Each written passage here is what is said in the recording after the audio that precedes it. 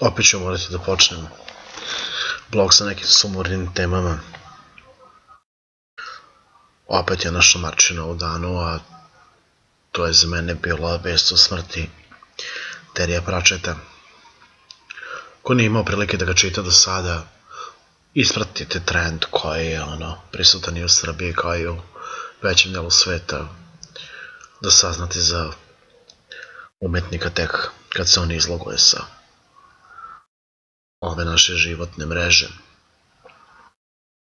Fascinantan pisac, čovek koji je osmislio kompletan jedan svet, nešto poput Tolkiena, ali sa mnogo više humora, i to vrlo britkog humora koji onako prelazi i u sarkazam i u cinizam, nešto kao spoj Tolkiena i Efraima Kishona, koja je imao priliku da čita obojicu.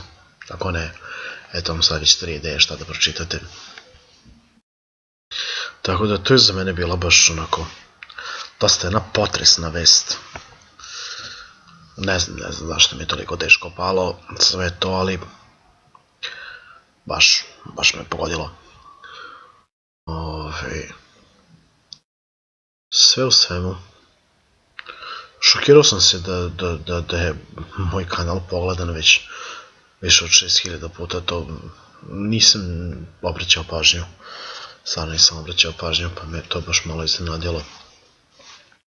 Ali fina brojka za neki početak.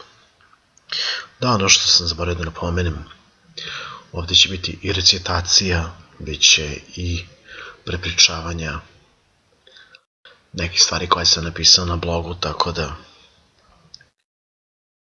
već sad možete da se pripremite. Mislim da ću već večeras uraditi jednu recitaciju koju sam obećao, pa potrudit ću se da zvuči glupo kao i uvek. Jer, hej, glupo je novo moderno, mislim, glupo je novo remek delo. Hej, uspio sam da završim ovaj blog gluplje nego prošli put. Aj zdravo. Sam rekao blog, mislio sam blog. Neću ponovo da snimam. Ćao će.